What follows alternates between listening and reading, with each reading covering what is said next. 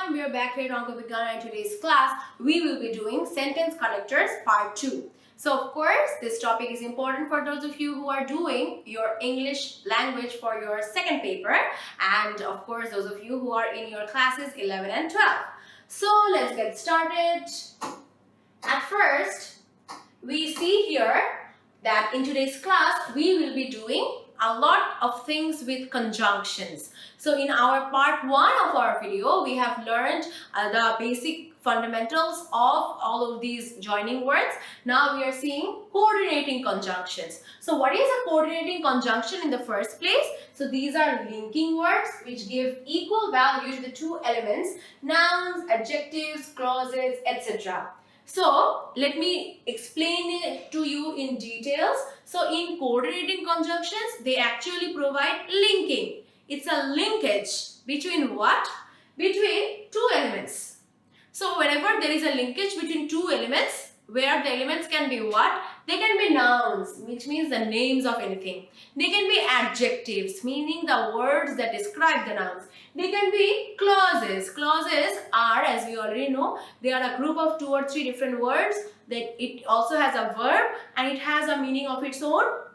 Sometimes for main clauses they can be a proper sentence of its own, and for subordinating clauses they cannot be made into a particular sentence, but they have their own meaning. They can provide an entire just an additional description, right?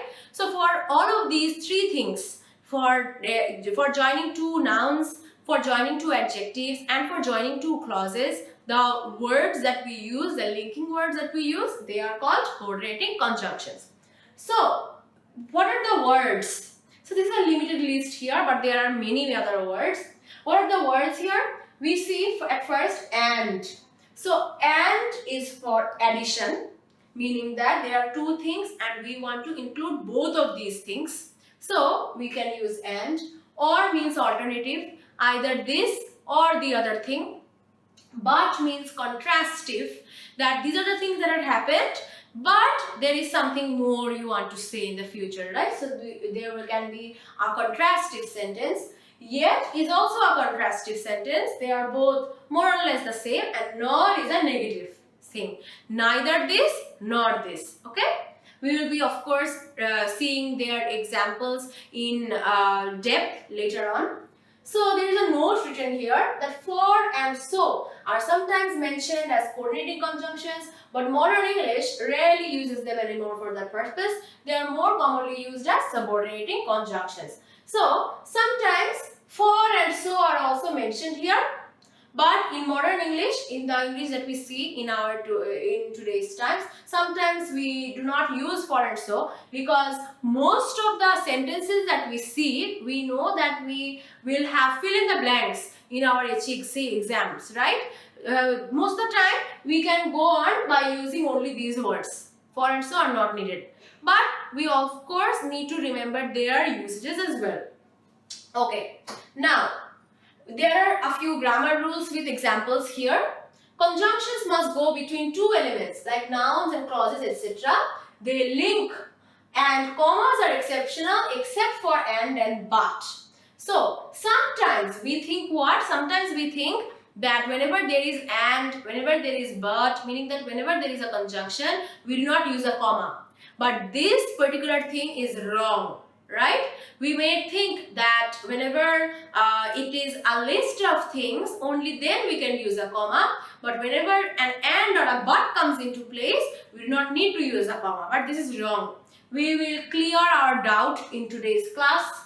We see here that at first and, if there are more than 2 elements being described, a comma must follow each element being connected. So if there are more than 2 elements as a list form, of course we must put a comma in the middle and then put an and before the last item. Then the and must come between the second to last and the last element it links.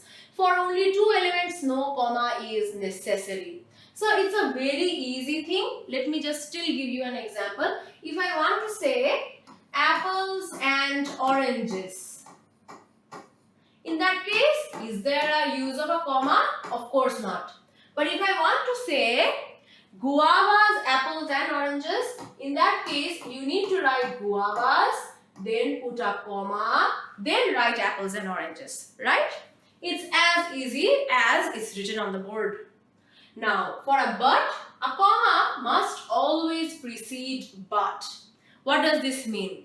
This means that, let's say you are trying to describe an incident where it is not that mandatory that you will explain the same thing, okay? Which means that you are trying to explain one condition and later on you will explain another condition. So, whenever there are two conditions, both of which are very different, in that case, right before but, there can be a comma. Let me give you an example. I will go to school, but I will not do my homework. In that case, you can avoid the comma here, right? But if I want to say, I will go to school, comma, do my homework, comma, eat my lunch, comma, but I will return late. So in that case, the first three actions in your sentence, they are all in a positive or an affirmative tone. Later on, there is another negative tone. So, in order to describe all of these, you need to provide commas in the very middles. Okay? Now, when to use nor and when to use or. So, or is of course to show alternatives and nor is to show negatives. Or will link the nouns, adjectives, adverb phrases or the positive verb phrases. Meaning that whenever there is anything that is positive, any phrase that is positive, or if there is anything that are nouns, adjectives or adverb phrases, for all these three things, it does not need to be positive.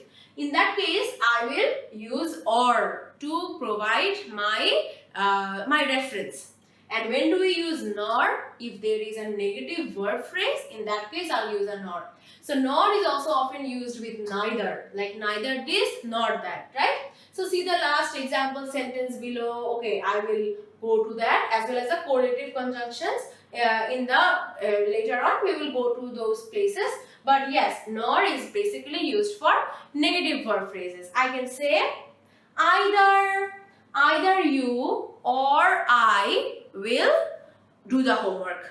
So in that case, what does this mean? This means that either you or I, meaning that from two of these people, at least one of us will do the homework.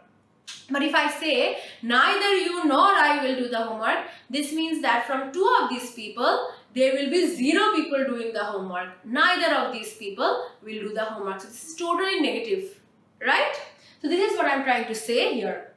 Now, in an example sentence, we will look all of these grammar rules in examples.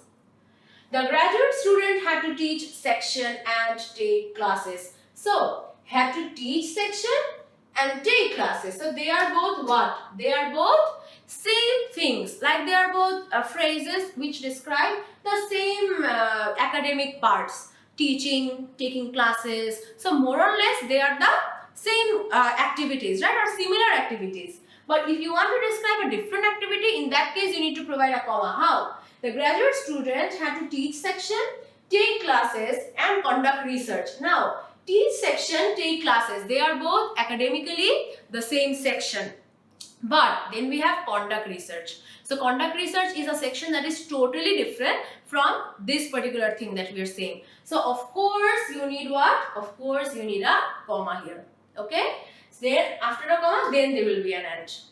Then we see the service animal was not a pony but a miniature horse. So, was not a pony. This is one thing. A miniature horse is another phrase. So, there are two particular phrases, not words.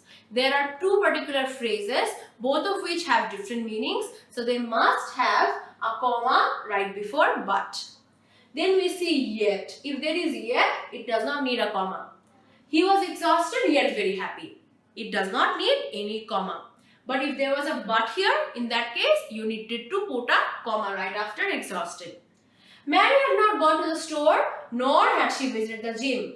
Meaning that I Mary did not actually do this job or this job. She did neither of these. So in that case, another thing that I'm trying to say here is, in the case of nor, you could also replace it with neither. You could say Mary had gone neither to the store nor to the gym.